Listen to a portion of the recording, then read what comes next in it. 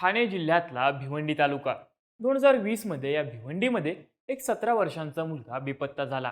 त्याच्या घरच्यांनी त्याबाबत पोलीस स्टेशनमध्ये तक्रार दाखल केली. तेव्हापासून पोलीस त्या मुलाचा शोध घेत होते. पण गेल्या 4.5 वर्षांमध्ये त्याच्याबद्दल कोणतीही माहिती पोलिसांना मिळत नव्हती. त्यामुळं त्या मुलाचं काय झालं त्या विचारानं त्याच्या घरचेही सातत्यानं पोलिसांकडून तपासाची माहिती घेत होते. पण त्यांची सतत निराशाच होत होती. अखेर तब्बल 4.5 वर्षांनी शोएब शेख या अल्पवयीन मुलाच्या बेपत्ता होण्यामागचं धक्कादायक वास्तव समोर आलंय. भिवंडी परिसरामध्ये राहणाऱ्या मौलवीनेच शोएबची निर्घृणपणे हत्या केली. त्याच्या मृतदेहाची विल्हेवाट लावण्यासाठी मौलवीनं केलेला प्लॅन ऐकून ही दृश्यम स्टाईल हत्या असल्याचं पोलीस तपासामध्ये समोर आलंय. भिवंडीमध्ये 17 वर्षीय शोएब शेख सोबत नक्की काय घडलं, मौलवीनं त्याची हत्या का केली आणि 4.5 वर्ष या प्रकरणामध्ये आरोपीचा शोध का लागला नाही, भिवंडीतल्या या दृश्यम स्टाईल हत्येची सगळी स्टोरी सांगणारा हा व्हिडिओ. नमस्कार, मी चैतन्य आणि तुम्ही बघताय बोल भिडू. 17 वर्षीय शोएब शेख हा भिवंडी तालुक्यातल्या नेहरू नगर इथल्या नवी बस्ती परिसरामध्ये आपल्या कुटुंबासोबत राहत होता. 20 नोव्हेंबर 2020च्या सकाळी शोएब आपल्या घराजवळ बसला होता. तेव्हा त्याची आई बाजारातून घरी आली. तिनं शोएबला घरी यायला सांगितलं, पण दुपार झाली तरी शोएब घरी आला नाही. म्हणून त्याची आई आणि बहिणीनं त्याला परिसरामध्ये शोधलं. त्याच्या मित्रांकडे चौकशी केली, पण त्याच्याबद्दल कुणालाच काही माहीत नव्हतं. तेव्हा त्याच्या घरच्यांनी भिवंडी शहर पोलीस स्टेशनमध्ये त्याच्या बेपत्ता होण्याची तक्रार दाखल केली. पोलिसांनी बेपत्ता होण्याची तक्रार दाखल करत शोएबचा शोध घ्यायला सुरुवात केली. तेव्हा शोएबबद्दल कोणतीच माहिती पोलिसांना मिळत नव्हती. पोलिसांनी त्याच्याशी संबंधित सगळ्यांची चौकशी केली, पण शोएबबद्दल कोणतीही माहिती पोलिसांना मिळाली नाही. अखेर 16 एप्रिल 2025ला म्हणजेच शोएब बेपत्ता झाल्याच्या तब्बल 4.5 वर्षांनी त्याची हत्या झाल्याचं पोलिसांच्या तपासामध्ये समोर आलंय. शोएबची हत्या ही नवी बस्ती परिसरात राहणाऱ्या बांगी मौलवी गुलाम रब्बानी याने केली असून त्याला पोलिसांकडून अटक करण्यात आली आहे.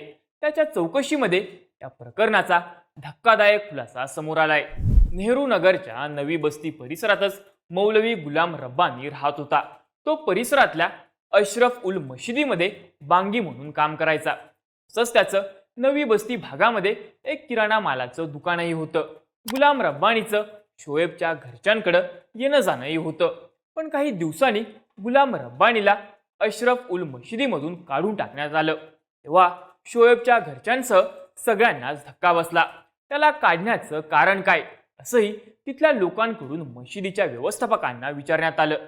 तेव्हा रब्बानीनं मशिदीचं नुकसान केलंय म्हणून त्याला काढून टाकण्यात आल्याचं सांगण्यात आलं. एकीकडं हे सगळे होत असताना 2 वर्ष झाली तरी बेपत्ता झालेल्या शोएब शेखबद्दल त्याच्या घरचे तो पोलिसांना कोणतीही माहिती मिळत नव्हती. शोएबच्या घरचे पोलिसांकडून त्याची चौकशी करत होते, पण शोएबबद्दल कोणतीच माहिती त्यांना मिळत नव्हती. त्याचवेळी डिसेंबर 2022 मध्ये या प्रकरणामध्ये एक मोठा ट्विस्ट आला. नवी बस्ती परिसरात राहणारा असलम नावाचा एक मुलगा एकदा शोएबच्या घरी आला. त्यानं शोएबची हत्या झाल्याचं त्याच्या घरच्यांना सांगितलं. हे ऐकून शोएबच्या घरचे चांगलेच हादरले. तुला ही गोष्ट कशी माहीत असं त्यांनी असलमला विचारलं. तेव्हा तिथं राहणारा काउन्सिलर दिनाभाईकडून ही गोष्ट समजल्याचं असलमनं सांगितलं. शोएबच्या घरच्यांनी याबाबत ताबडतोब भिवंडी शहर पोलिसांना माहिती दिली. पोलिसांनी लगेचच कारवाई करत गुलाम रब्बानीला चौकशीसाठी ताब्यात घेतलं. पण त्यावेळी पोलीस स्टेशनमध्ये असलेल्या गर्दीचा फायदा घेत रब्बानी तिथून पळून गेला. तेव्हापासून पोलीस त्याच्या मागावरती होते. तो दुसऱ्या राज्यामध्ये गेल्याचं पोलिसांना समजलं. पोलीस त्याचा शोध घेतच होते. तो पोलिसांना गुंगारा देत एका राज्यामधून दुसऱ्या राज्यात पळून जात होता. अखेर काही दिवसांपूर्वी ठाणे क्राईम ब्रँचच्या प्रॉपर्टी सेलचे वरिष्ठ पोलीस निरीक्षक गोरखनाथ घारगे यांच्या पथकाला आरोपी गुलाम रब्बानी याच्याबाबत माहिती मिळाली.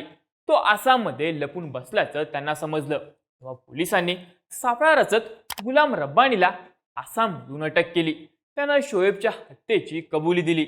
पण पोलिसांच्या चौकशीमध्ये शोएबच्या हत्येमागचं धक्कादायक कारण रब्बानीनं पोलिसांना सांगितलं.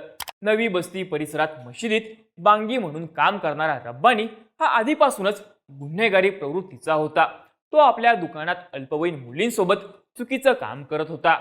याच दरम्यान 2020 मध्ये रब्बानी दुकानात एका अल्पवयीन मुलीवर अत्याचार करत असल्याचं शोएबनं बघितलं. तेव्हा शोएब ही गोष्ट सगळ्यांना सांगेल याची रब्बानीला भीती होती. त्यामुळेच त्यानं शोएबच्या हत्येचा प्लॅन आखला. 20 नोव्हेंबर 2020ला दुपारी आपलं काम असल्याचं सांगून रब्बानीनं शोएबला आपल्या दुकानामध्ये बोलावून घेतलं. त्याची गळा आवळून हत्या केली. त्याच्या हत्येची कुणालाही कुणकुण लागू नये म्हणून त्यानं त्याच्या मृतदेहाची विल्हेवाट लावायचं ठरवलं. त्यानं मोठ्या सुऱ्याच्या सहाय्यानं शोएबच्या शरीराचे तुकडे केले. त्यातले काही तुकडे त्यानं रस्त्याच्या कडेला असलेल्या रस्त्यावरच्या कचऱ्यामध्ये फेकून दिले. तर शोएबचं शिर आणि इतर काही अवयव त्यानं आपल्या दुकानातच पुरून ठेवले. शोएबचं शिर जर कुणाला सापडलं तर त्याचा मृत्यू झाल्याचं उघड होईल आणि आपण पकडले जाऊ म्हणून नराधम रब्बानीनं त्याचं शिर आपल्याच दुकानाखाली पुरलं होतं. तर इतर काही अवयवांची विल्हेवाट लावण्यासाठी त्याला त्याच्याच बिल्डिंगमधल्या एका मुलानं मदत केली होती. शोएब बेपत्ता झाल्याची तक्रार जेव्हा पोलिसांमध्ये दाखल झाली तेव्हा रब्बानी सावध झाला. आपल्यावरती कुणाचा संशय तर नाही ना याची तो सारखी खात्री करत होता. मुख्य म्हणजे याच काळामध्ये त्याचं शोएबच्या घरी सतत जाणं येणं होतं. त्याच्या घरचे लोक धार्मिक कार्यासाठीही त्याला आपल्या घरी बोलवायचे. आपला मुलगा कधी परत येईल याबद्दलही शोएबच्या घरचे त्याच्याकडे चौकशी करायचे. तेव्हा तुमचा मुलगा परत येणार ही काळ्या दगडावरची रेघ असल्याचं रब्बानी त्याच्या घरच्यांना सांगायचा. आता त्यानंच आपल्या मुलाची हत्या केल्याचा खुलासा झाल्यानंतर शोएबच्या आईकडून मोठा संताप व्यक्त केला जातोय. रब्बानीनं दिलेल्या जबाबानुसार पोलीस त्याला घेऊन त्याच्या दुकानामध्ये आले.